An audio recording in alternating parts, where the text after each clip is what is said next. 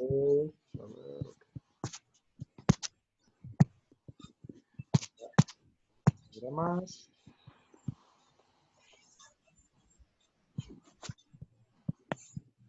Ok, recién ahora me acordé que tenía que grabar la clase, es decir, la estoy grabando desde ahora, ¿ok? Bueno, gracias. ¿Lo otro quedó perdido? Y lo otro, bueno, igual, si quieren les paso el PowerPoint para que lo tengan. Dale, sí. Y háganme recordar, por favor, porque es algo nuevo para Bueno, todos y para mí también. claro. Sepan. Bueno, no está bien. Entonces, creo que ya estamos todos. Ahora sí, continuamos.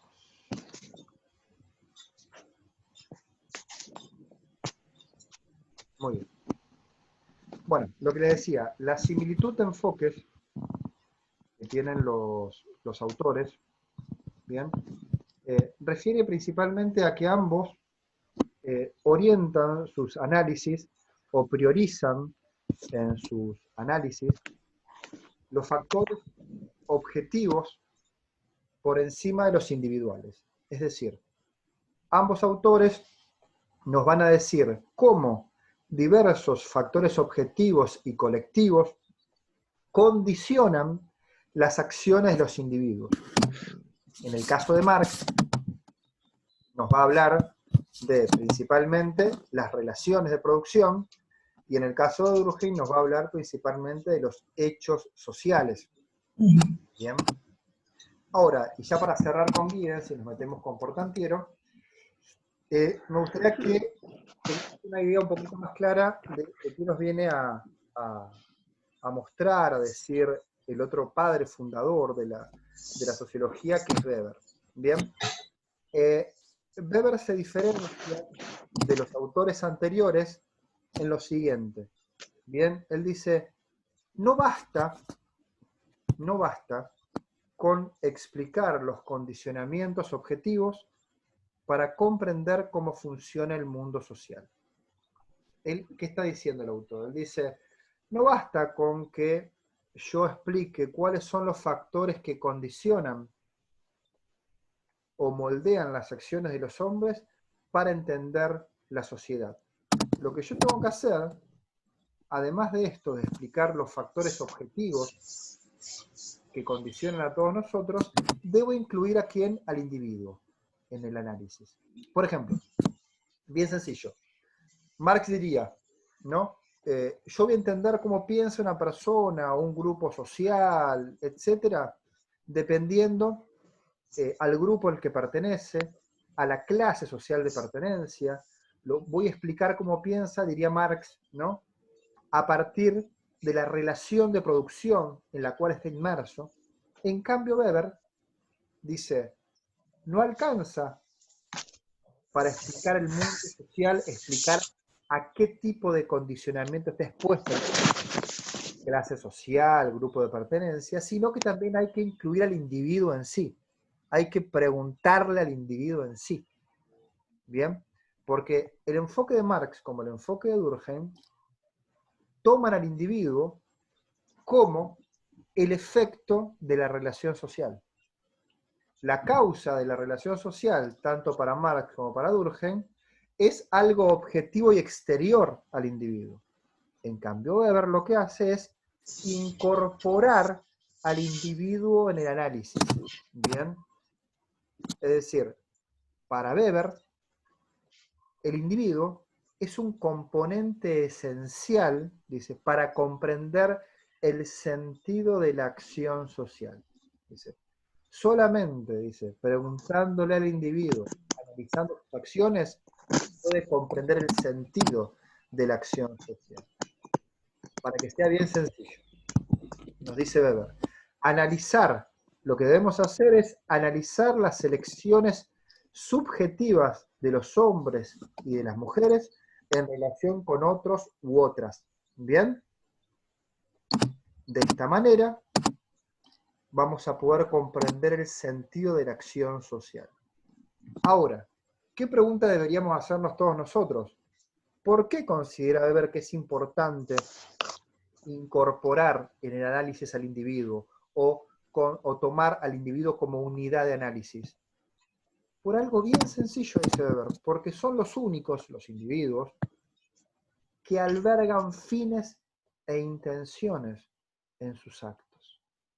Esto es bien sencillo, porque, a ver, ¿quién más que los individuos, que todos nosotros albergamos, es decir, poseemos intenciones o fines en nuestros actos? Marx y Durkheim, ¿qué dirían? Las intenciones del sujeto, los fines que persiguen, son el resultado del condicionamiento al cual están expuestos, ¿se entiende? Weber está diciendo, además de eso, del condicionamiento al cual están expuestos, hay que preguntarle al individuo, porque es el único que alberga fines e intenciones en sus acciones. ¿Bien? Dice, no hay que perder de vista al individuo. ¿Bien? Acá se empieza Weber a diferenciar del enfoque tanto de Durkheim como de Marx. Y dice, y todo esto es importante para comprender el sentido de la acción social. ¿Y qué es una acción social? Que también es más que obvio, dice, la definición es muy rápida, ¿no? Es mucho más compleja. Es una acción con sentido referida a la conducta de otro. Parece difícil, pero es realmente una pavada. Está diciendo que para que exista una acción social, mínimamente que tiene que existir. La intención del otro. Es decir, un otro. El otro. Exactamente, un otro. Es una acción referida a un otro o a una otra persona. Ahora, además de eso, para que sea una acción social, tiene que tener un sentido. Sería una reacción, Claro, sí, una reacción del otro. pero pensemos esto, miren este ejemplo. Yo les digo, van dos ciclistas, ¿no? Salen en sentidos contrarios de la manzana y se chocan, ¿no? ¿Es una acción social eso? ¿Intervienen dos personas? Sí. ¿Tiene un sentido eso? No, es una acción, pero no quiere decir que sea social. Exacto, yo puedo decir es un accidente, es un suceso, pero no es una acción. El sentido podría surgir en el momento en que se bajan de la bicicleta y se empiezan a insultar unos con otros por haber chocado. Empieza a aflorar el sentido de la acción. Ahora, la acción inicialmente no es una acción social porque carece de sentido, es simplemente un accidente. Tiene que tener un sentido construido en el marco de la acción. ¿Bien? Entonces, tiene que tener un sentido y estar dirigido hacia la conducta de otro. Igual, si resulta un poquito difícil esto, tranquilos, porque ni empezamos a trabajar Weber, ni Durkheim ni Marx, es simplemente aproximaciones. ¿Bien? Siguiendo con Weber, ¿cuál es el papel que le corresponde a la sociología según Weber? ¿Qué debe analizar? ¿Qué debe preguntarse la sociología según el autor? Y lo que debe preguntarse es, siguiendo esta línea de pensamiento, es cómo en el marco de una acción social los individuos construyen el sentido y los fines que persigue dicha acción. Esto es muy importante. Dice Weber, la sociología se debe preguntar cómo los individuos construyen el sentido y no, como hacen Marx y Durkheim necesariamente, de pensar cómo los individuos son construidos por la sociedad. ¿Se entiende? O sea, es una diferenciación bien clara. Entonces dice, esta es la pregunta que se debe hacer de la sociología. Cómo los sujetos en el marco de una acción social construyen el sentido y los fines que persigue una acción, en lugar de ver a priori o previamente en la acción social un sentido asignado definido. Obviamente esto es un tiro por elevación a Marx y a Durkheim. ¿Bien? ¿Por qué? Porque le está diciendo, tanto Marx y Durkheim en una relación social lo que ven, en primer lugar, es un sentido asignado en la acción y no un sentido construido por los individuos que participan en la misma. ¿Bien? Esto es una diferenciación clara entre los autores. Entonces, para Weber, la sociología lo que busca es comprender la acción social. AS es acción social. Y comprende la acción social a través del análisis del desarrollo y las consecuencias de las acciones de los sujetos. Y así puede dar cuenta del sentido de la acción social. Esto es, según Weber, sociología comprensiva, que es lo que él busca. Bien. Que no se centra exclusivamente en el análisis de los condicionamientos estructurales, sino principalmente en el factor individual. Bien, esto es muy importante. Esto, lo que está diciendo esto último de que el enfoque weberiano no se centra en el condicionamiento estructural, está diciendo que Marx y Durkheim sí, solamente toman en cuenta este factor. Dice, no hay que fijarse solamente en el condicionamiento social, sino también en que la acción es una construcción que también hace el individuo. ¿Bien? Concepción del conflicto social de Weber. ¿Qué nos dice Weber? Dice, el conflicto social no se explica exclusivamente por la desigualdad existente entre las clases. ¿Es una crítica a qué? ¿A Marx o a Durkheim? A Marx. Claramente, una crítica al enfoque de Marx. Dice, no se explica exclusivamente por una disputa producto de la desigualdad entre clases. ¿Qué más dice? El conflicto es algo que está siempre latente en la sociedad, o es más, está siempre latente en cualquier relación social. Y por último dice, el conflicto dice, en relación a la concepción del conflicto, dice, puede existir orden a pesar del conflicto. Obviamente, esta es una crítica a la concepción de Durkheim. Y este punto es muy importante. ¿Por qué? ¿Cómo es posible, pensemos en nuestras vidas, cómo es posible que exista orden a pesar del conflicto? ¿No es una contradicción en sí misma? ¿No? ¿Puede existir orden a pesar del conflicto? Piensen en sus vidas. O cuando hay conflicto, necesariamente no existe nada, ningún tipo de orden. En cuanto al orden exterior, bueno, siempre hay desequilibrio. En la parte interna también se desequilibra. Y entonces cuando uno vive el desequilibrio interno, es también desequilibrio externo. Bien, vos estás pensando más en factores de desequilibrio individual, ¿no? Que es el sujeto que está bien. Hay una palabra, disculpe, hay una palabra clave en la teoría de Durkheim, un concepto clave, que es el concepto de legitimidad, ¿no? Legitimidad. ¿Saben lo que es la legitimidad? ¿Qué es que algo sea legítimo? ¿Quiere decir que algo es legal? Que tiene poder. No necesariamente. Te puedo decir, un ejemplo, un narcotraficante tiene mucho poder, lo que no quiere decir que sea legítimo. ¿Se entiende? Sí. ¿No es que está avalado por ciertas instituciones? Ajá. Avalado, va por ahí. Avalado, reconocido. Bien. Cristian, ¿levantaste la mano? Sí, puede rondar la idea de legitimidad con la idea de consenso. Perfecto. Perfecto. La legitimidad tiene que ver con eso, un reconocimiento bastante general que no necesariamente tiene que ver con una legalidad. Por ejemplo, siguiendo esta última línea de pensamiento, no se pierdan, dice, según Weber, puede existir orden a pesar del conflicto. Y él dice, ¿cómo es esto posible? Él dice, la creencia en la legitimidad de la autoridad contiene o minimiza el conflicto. Es decir, cuando yo creo que existe una autoridad legítima, reconocida, avalada socialmente, esto minimiza o contiene el conflicto. Por ejemplo, en un sistema democrático, ¿no? Se elige un gobierno, y ese gobierno es elegido por el voto, por supuesto, como tiene una cierta legitimidad de origen, porque fue elegido por la mayoría del pueblo. No importa el signo político. Ahora, es decir, es legítimo. Además de ser legal, es legítimo. Ahora, ¿esa legitimidad es permanente? No.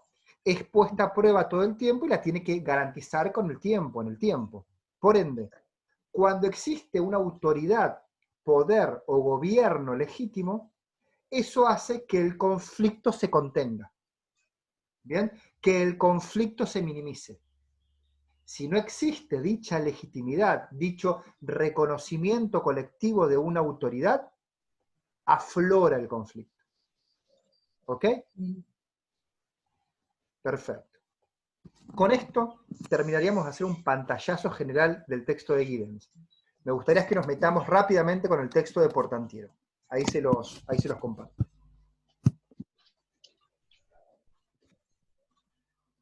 Vamos a compartir el texto de Portantiero.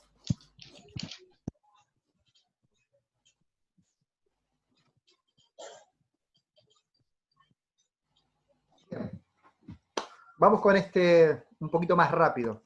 Este es un texto bien sencillo, en el cual Juan Carlos Portantiero fue un sociólogo argentino muy reconocido, egresado en la profesor de la Universidad de Buenos Aires. Yo tuve el lujo de tenerlo como docente, que ha realizado diferentes tipos de estudios, es un estudioso del marxismo, de la historia argentina, y específicamente este texto en particular es un texto que intenta historizar con respecto a lo que es la sociología clásica, lo que él considera la sociología clásica, que son los padres fundadores de la sociología, que él va a decir que son Durkheim y Weber, es decir, lo excluye a Marx. Ya vamos a ver por qué no considera que es fundador o parte de lo que él llama sociología clásica. ¿Bien? Entonces, vamos con este texto. Bien. Lo primero que se pregunta en este texto el autor es si la reflexión sobre los problemas sociales comenzó con la sociología. Es decir, antes de la sociología, ¿no se pensaba lo social? La respuesta es más que obvia, es que no comenzó con la sociología. Por supuesto que no. La sociología es un campo de estudio bien reciente. Aparece recién a mediados del siglo XIX. ¿Bien? Por ende, si no se empezó a pensar lo social a partir de la sociología, o del nacimiento de la sociología, ¿cuáles son los antecedentes teóricos de la sociología? Son dos. El primer antecedente teórico es la teoría política o ciencia política. ¿Y cuál es el referente más importante? ¿Ciencia natural? No. A los antecedentes teóricos de la sociología es la teoría política o ciencia política. Maquiavelo. Perfecto, Nicolás Maquiavelo. Es el referente teórico más importante de la ciencia política. ¿Dónde reside la importancia de este autor? ¿Por qué es tan importante? Según Portantiero, según lo que saben ustedes. Porque habla del hecho social. Levanten la manito, así no se van, y yo los habilito, así no se van, eso. Acá levantó la mano una persona con un apellido muy raro, nombre, LGK11. Florencia, perdón. Vamos, Florencia. Hola. Sí. ¿Cómo estás? No, que la relación que existe entre el gobierno, las relaciones de poder entre el gobierno y la sociedad, analiza Maquiavelo, si no me equivoco. Más o menos, Florencia, por lo siguiente, esa sería como la definición de ciencia política, que analiza la relación entre el gobierno y la sociedad. Está bien. Ahora, mi pregunta es, ¿por qué fue tan importante Maquiavelo? ¿Qué tipo de ruptura a nivel teórica produce con respecto a cómo se venía pensando la política y lo social hasta ese momento? Lo dice Portantiero, no es algo que estoy inventando yo, ¿no? Lo dice el texto. O sea, él dice, literalmente, dice, lo que produce la obra de Maquiavelo es una ruptura con las tradiciones que pensaban la política a partir de las especulaciones religiosas o abstracciones filosóficas. Él dice, Maquiavelo dice, ya no hay que pensar la política desde un lado religioso o simplemente como una abstracción. ¿Bien? Lo que hay que hacer es ciencia política. Y ciencia política es pensar cómo es la relación entre el gobierno y la sociedad. ¿Bien? ¿Y a qué responde, dice Portantiero, la aparición de la ciencia política en ese momento? ¿A qué responde que se empiece a autores como Maquiavelo, empiecen en el medioevo a pensar de esta manera la política, lo social, a pensar en las relaciones entre el gobierno y la sociedad? ¿A qué responde la aparición de dicha ciencia, de dicha teoría política? Dice, responde simplemente a lo que... A una nueva construcción social. Claro, pero dice, responde a lo que pasaba por ese entonces en la sociedad. ¿Y qué pasaba por ese entonces en la sociedad? Estaban surgiendo los estados nacionales, ¿no? Surgen los estados nacionales en el contexto de un modo de producción capitalista en expansión. Es decir, dice, la pregunta de la ciencia política en relación a cómo es el vínculo entre el gobierno y la sociedad, resulta de que empiezan a emerger los estados nacionales en el marco de una sociedad capitalista. Y la pregunta que se va a hacer, obviamente, que se va a hacer este espacio de pensamiento como es la ciencia política, es cómo organizar el poder en dicha sociedad. ¿Y a partir de qué idea principal responde esta pregunta a la ciencia política en sus inicios? ¿Cómo organizar el poder en la sociedad? ¿A partir de qué idea fundamental? Nos dice Portantiero. ¿Cómo organizar el poder en la sociedad? A partir de la idea de... Contrato social. Excelente. A partir de la idea de contrato social. ¿Bien? Entonces, vamos a tener autores como Hobbes, Locke, Montesquieu, Rousseau, que van a empezar a pensar, ¿no?, la forma de organizar el poder de forma diferente, ¿no?, diferentes teorías, pero a partir de la idea de contrato social. ¿Qué es el contrato social? O sea, vamos a entenderlo así, de esta manera. Es un contrato voluntario entre sujetos jurídicamente iguales que se someten al poder del Estado a fin de evitar el conflicto social, es decir, la guerra de todos contra todos. Es decir, frente a un escenario de conflicto social, ¿no?, la pregunta que se hace la ciencia, una de las preguntas que se hace la ciencia política es cómo organizar el poder en una sociedad. La forma de organizar el poder surge o se vincula estrechamente a través de esta idea de contrato social. El contrato social sería,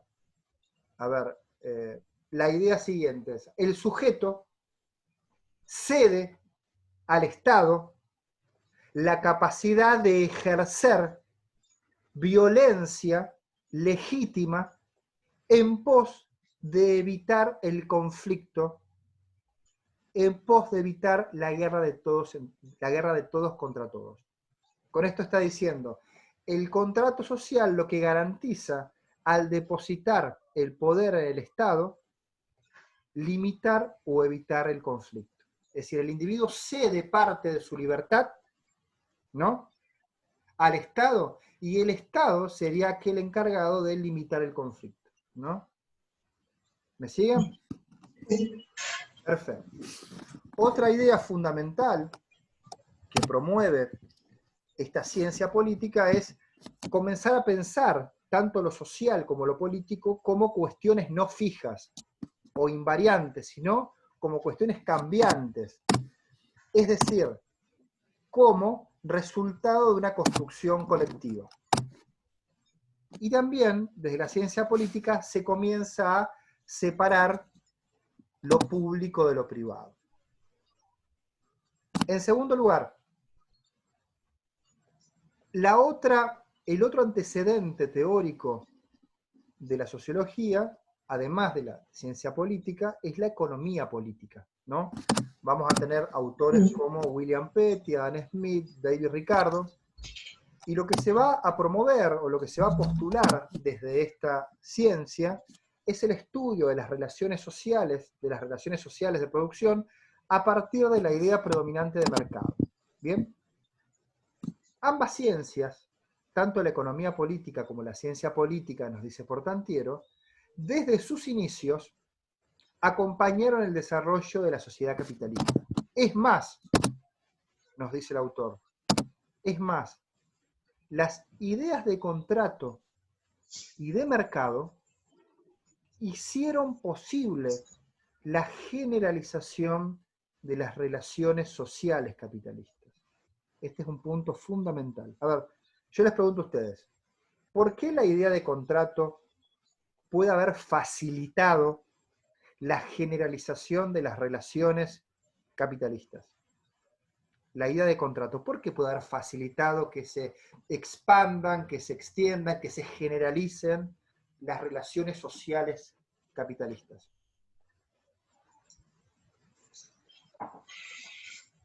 ¿Qué creen ustedes? ¿Qué dice Portantiero?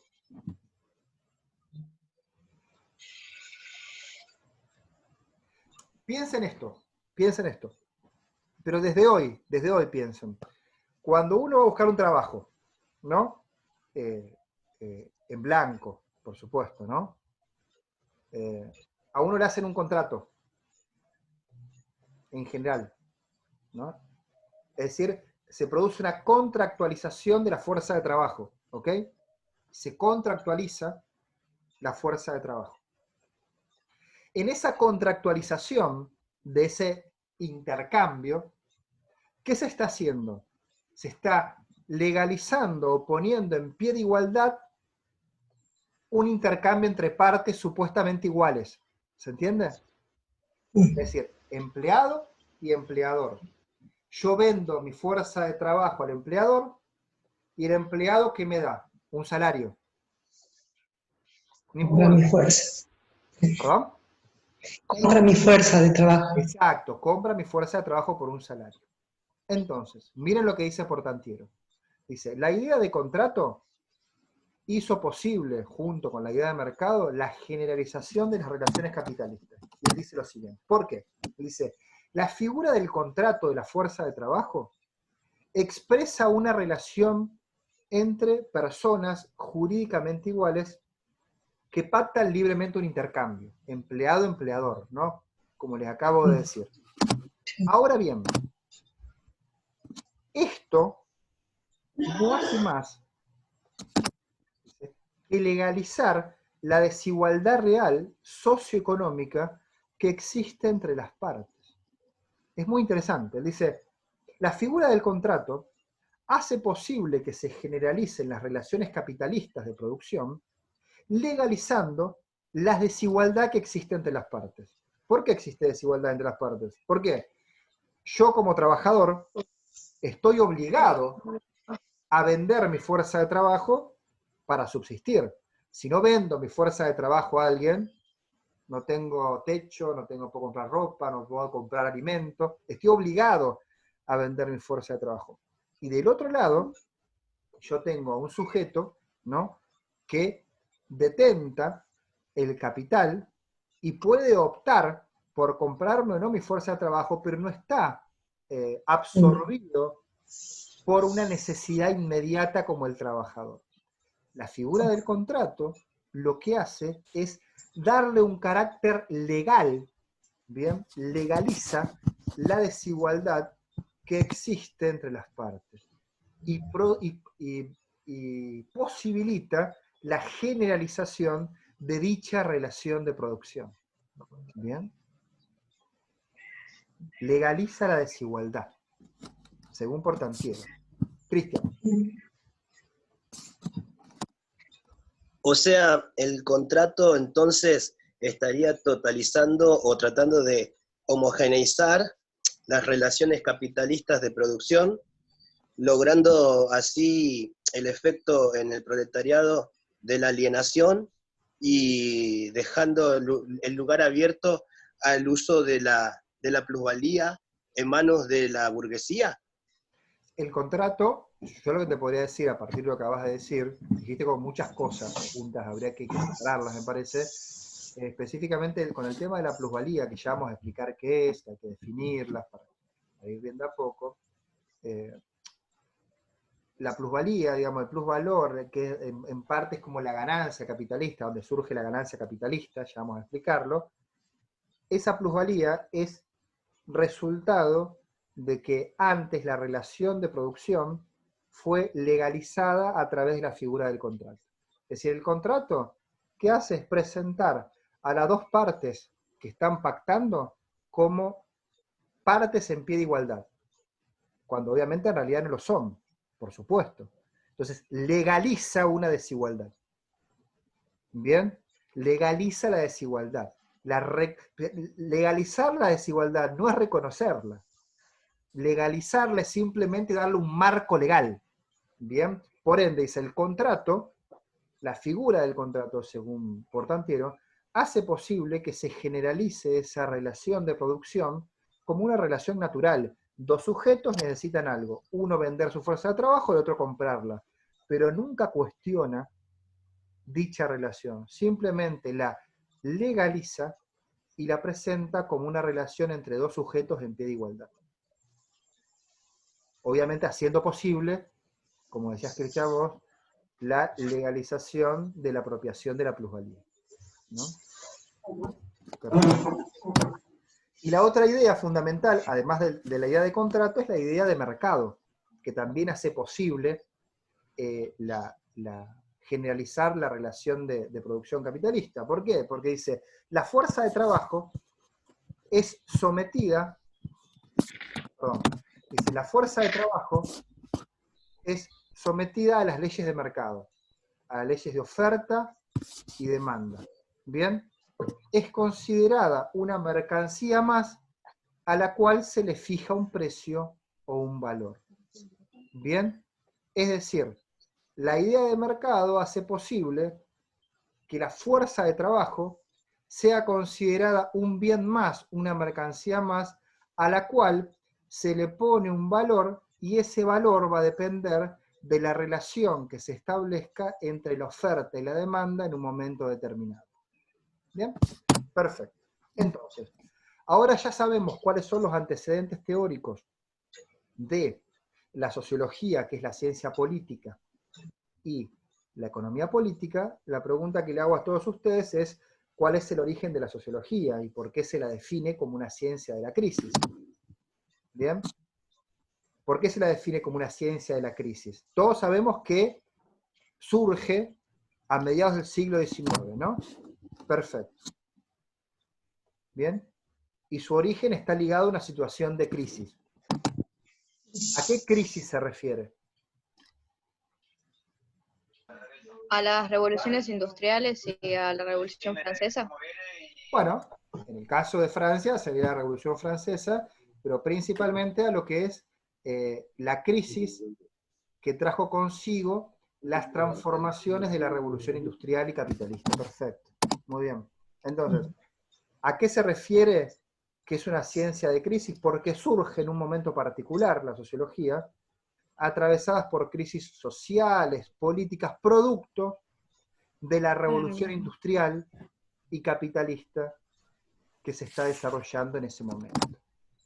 A ver, ¿en qué se expresan estas transformaciones?